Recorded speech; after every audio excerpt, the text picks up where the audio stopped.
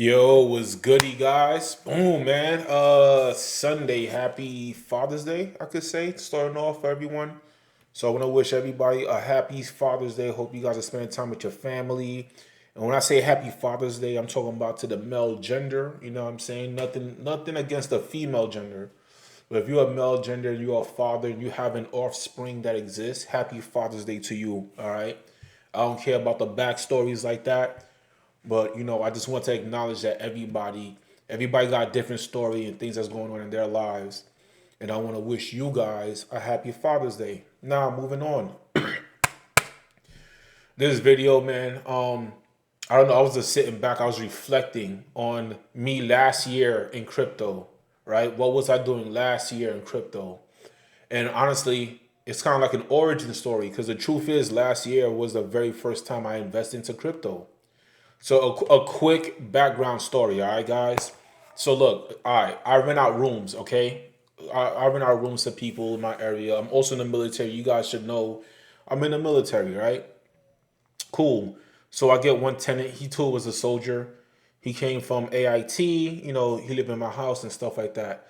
So this kid, man, he was pretty brilliant because what I like is that he knew about investment. To me, investing was a foreign concept. It was something that I knew to do, but I used to lean towards e-commerce and having like a Shopify store. That was more of my niche back in those times, back in those days. So this particular kid, he was a trader. So he came to my house, and I want to say around that time, he too was a beginner to say. But one thing I always remembered was that he had like a network of people to help let him know when to jump into a trade. So he used to trade options. He used to do option spreads. He also used to do crypto. So this kid was the very first person that put me on to Dogecoin. And this was when Dogecoin was like I want to say 5.4 decimals 4. And then there was one weekend we was hanging out, and he was showing me and my girl. He was like, "Yo, look at my phone." And I looked at his phone, and I'm watching a dude. This dude is like younger than me. You know what I'm saying? And he's making like $4,000, and we're just like the whole day was like we're just watching it. And I want to say the day ended with his portfolio, or at least his position in Dogecoin, being valued at $8,000. Right? So this is when I was mind blown. I was like, wait a minute, things like this are happening. Stuff like this is taking place. So I mean, at that time, like I said, I just met him, so it was too late for me at that time in my head to jump into Dogecoin. But he had introduced me to a world of crypto, that it is possible, where it's not just Bitcoin and Ethereum. It is possible to find a no-name coin and to jump on his coin, and it may go up. Fast forward. SHIB comes out. SHIB and Safemoon, they come out around the same time, but I want to say SHIB came out a little bit before Safemoon. Okay, so when SHIB comes out, SHIB does a crazy move. He gets the hint. He gets the thumbs up. Same source. He don't want to tell me what the source is, but a source says SHIB is the new coin that's gonna do crazy numbers, right? So he goes in and he puts in his $2,000 into SHIB. And to me, I'm still thinking Dogecoin, but I'm like, you know what? I threw in like $500 into SHIB. Bro, lo and behold, SHIB do crazy moves. Like I want to say 3 weeks, like 3 weeks after this, because I think we bought SHIB on a Coinbase wallet, so we use that app. 3 weeks, SHIB takes off, bro. Yo, yo, this kid comes to me. He's like, yo, look at my account. I'm like, how much you making in there? He was like, yo, I just made 20K. Like, I'm about to cross 30K. I'm like, damn. My 500 at 5K. Now, granted, I can't be mad because I actually made profit. I took the trade, I made profit. So now it's like, man, yo, like the world of investing is such a crazy world. Like anything is possible. You start to become very optimistic, right? You get the greed meter. My greed meter was all the way green at this time. So now I'm looking for things. I'm telling people in my unit about these coins making moves, and I showed them. They saw my $5,000 profit, and they were mind blown. I'm like, bro, my roommate just made 20K. You know what I'm saying? So, just a little interesting backstory. So now this is what got me started with looking at like little meme coins. So I want to say this was like the era of the meme coins, right? Now here comes another meme coin. Everybody in my unit is telling you about. Yo, I'm not gonna buy SHIB. They're like, yo, I'm gonna buy a coin called Safemoon. And this is when I got introduced to Safemoon, and I myself, was trying to put a lot of money into Safemoon. And I told my boy about Safemoon at this time, and but he didn't want to jump into Safemoon because he wanted to be the one to give me the information. He did not want to take the information in reverse, right? So only he knows better, and I don't know, what I'm talking about. So when I got introduced to Safemoon, this was the first time Safemoon had a big innovation. Guys, if I am wrong about this, please correct me, but I believe this is how I got introduced to Safemoon.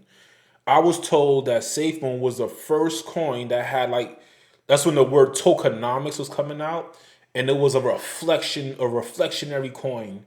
And the definition of this reflectionary coin means when people buy and sell, a portion of their buy and sell get taxed, right? So you get taxed at 10%. And from that 10%, it gets distributed to the remaining holders that's just holding onto the coin.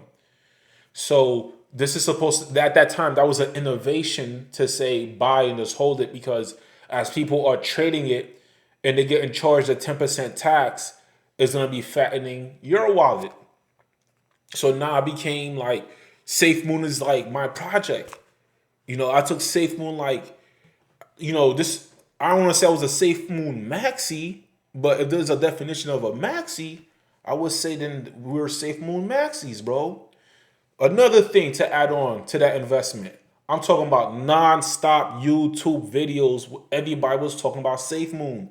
Dudes was creating YouTube channels, naming themselves Safemoon blank, fill in the blank. Not even crypto. Did he even leave themselves wiggle room to branch off? There was a straight Safemoon Joe, Safemoon Bob, Safemoon Barbara. That's how it was. So, for me, as I don't know better, I'm now jumping into DeFi. I took this as the end all be all, bro. Honestly, I took Safemoon like this is the project that's gonna make it. I stayed tuned. I stayed in tune with the project, all the developments, every AMA that they put up, I was on there, bro. I didn't let nobody talk bad about Safemoon. The minute somebody had something negative to say about Safemoon, I was like, nah, Safemoon is good, right? Guys, I got a chart right here. This is the old V1. This is the original Safemoon contract. I tried to find the actual graph, but I guess it got discontinued because they did end up migrating to a V2. But I do got the V1 to show you, so I can show you guys a timeline of this story that I'm telling you guys, okay? So here's the timeline. If you look where my mouse is at, this was before I jumped into Safemoon. This is when, around this time right here, this is when me and my boy was jumping into SHIB, right? We're looking at SHIB. So SHIB made his move, boom, took some profit, whatever. Like I told you guys a story. Now, when I'm going to tell people in my unit about SHIB, everybody's talking about Safemoon. You know what I'm saying? Around this time, it was hard to buy Safemoon. I don't know if you guys remember that. How it was difficult to buy Safemoon depending on what state you was or where you were located geographically, right? So I discovered how to buy SHIB in Texas, right? So I was even helping people buy SHIB, bro. I was helping people in my unit. So SHIB goes up. I jump into SHIB around right here, bro. This is before I knew anything about trading. I didn't even know how to read a chart. I didn't understand chart patterns yet. All I knew was this thing had this innovation called tokenomics, and the tokenomics is a reflectionary coin. This is all I knew at that time. Okay, looking in hindsight, it's always 2020. I could say, okay, I was dumb for making an investment, right? But you know, at that moment, I'm like, man, this is it. Guys, Safemoon goal. Safe after this, after that big jump. Let me scroll this over. After that big jump, after this jump right here, right? So I jump into Safemoon around like right here, you know, like somewhere around this zone. Safemoon never went back up there. It never went up here, guys. It went down. It just kept on going down. And I remember just being patient. Now it's about, you know what? I'm cool with everybody selling because I'm getting my 10%. Bro, I was holding onto my bag of Safemoon. I would not dare allow myself to sell and lose that 10%, right? The 10% reflections. And then it finally gets a jump up. It finally gets a jump up. Guys, within this time span, I was such a Safemoon Maxi. I did not invest into nothing else, bro. Like, there's a point I'm trying to get to. There's a reason for this video. There's a reason for this shit. Well, I'm telling you this right now. I was not investing into anything else. Everything was Safemoon. Even if I made an investment, I invested such a small amount. I did not believe in any other project aside from Safemoon at this time. And right now it's like, you know, right now is a year later. So you know, I'm speaking in hindsight right now, right? So now I can try to explain to you guys what was going on through my head, what was going on through my mind that I thought so highly of Safemoon. I thought so highly of Safemoon because number one, the main reason is the YouTubers. I'm gonna be honest with you. I was looking at so much YouTube videos and everybody was promoting Safemoon so much. I'm like, this thing has to be going somewhere. The number two thing was all the promises. They promised all these things to come out. Granted, I want to say that they actually delivered on their promise as far as these things coming out. I want to say it happened, right? Because this is a new website. The website back then did not look like this. So even the website looked better. You know what I'm saying? Around this time, they was promising to come out with the wallet. I remember they had like they had the time sheet of everything coming out, right? So then I remember the wallet was supposed to come out. They got the Safemoon wallet. They're supposed to come out with their own Safemoon blockchain and all these things are supposed to be bullish news. They're supposed to be bullish news, right? Let's go back to this thing.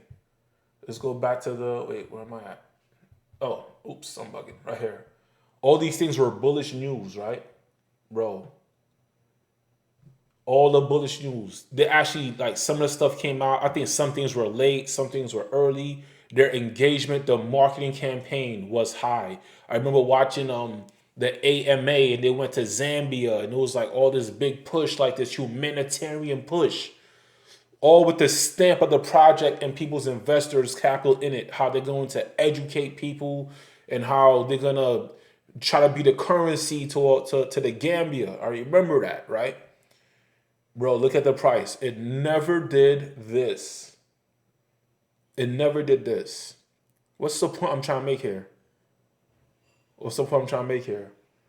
When this happened, bro, this represents the highlight. This is the height of the success of the project. This is the max amount of capital that ever made it into the project. And that did not happen because of all the promises that they made.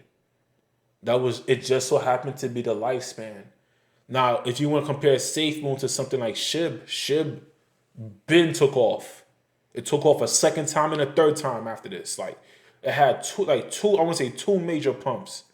Safemoon stayed down here with all the marketing campaign and all this stuff that this project was supposed to generate, all this capital, the wallet, the blockchain, all this crap. And then it never passed its peak. When the peak took place, none of those things existed. There was no plans for a wallet yet. There was no plans for a blockchain yet. This was just straight people jumping in. You know what I'm saying? So everybody who jumped in after that took in for the promise of this thing is going to take off, they basically, I would say, they were maxis of Safemoon, bro. They were maxis of Safemoon. There are YouTubers, like I said, their name is Safemoon, fill in the blank. Safemoon Joe, yo, Safemoon Joe, like, hey man, don't be mad at me. You know what I'm saying? You know, I used to watch Safemoon Joe videos, man, like, and he used to always push Safemoon forward, bro. No matter what happened, he was like, yo, a loyalty to the end. This was very loyal to Safemoon, you know. And my thing was that I was missing out on opportunities. And the purpose of this video is that I'm gonna be honest, bro. I'm anti maxi anything, bro. I love projects. I love certain things, but I would never come out and say I'm a maxi this, maxi that. Don't. It's gonna bracket you in that with that way of thinking. And sometimes the harsh truth. You know the harsh truth, bro. No matter how great the project is, that one pump that's it. That's it. It will never cross it again. You guys need to understand that the possibility. Even though, like, to me, I thought the tokenomics thing was genius. To me, it should have worked. It should have kept on making it. Safemoon should have been more successful than SHIB. If you want to talk about utility and all the things that they created for Safemoon with all the marketing, it should have been way more successful than SHIB. But SHIB, Shiba Inu, is way more successful. And like, I can't even name one SHIB YouTuber that only covers SHIB. I couldn't even name them. I don't even know how the creator of SHIB looks. I don't even know his face. I know John Caroni's face. You know what I'm saying? So guys, like, you know, don't get so caught up on forgetting about why you're here. We're here to make money. So we always have to have eyes for other projects. And as important as it is to learn how to find and identify good projects, you need to know when, like, that's it for something, bro. Like, it may not go up again.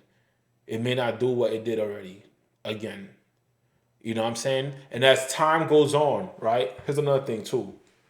With this chart right here that we're looking at, as time kept going on, you talking about new developments. There was new products coming out. Fed token came out. There was a bunch of cool other projects that was doing similar stuff. They all came out, bro. So by the time whatever made this happen, right? So much force came out. It's kind of like the capital for that market got spread out. It got spread thin because there's so much other projects and people want to be a maxi of other projects because they're all are chasing this. They're all are chasing what took place over here. So the psychology behind it is, if I jump into another project that has a better tokenomics, I should be able to catch this right here. You know what I'm saying? So, I mean, that's my message to you guys, bro. You know what I'm saying? Like, I really hope that this could make sense to you and that you don't get caught up just being emotionally tied to one thing. Always diversify your portfolio. Like, you want to, like, bro, I said this in another video before. I'm going to say this again. This crypto joint is a business, bro. It's more than just numbers on the screen. This is real capital. This is real money moving, bro. This is finance. This is your money. When you put in your money, you go to work and you clock in or whatever it is that you do to earn a living. This is real money. So you have to learn to master it. Same thing with myself.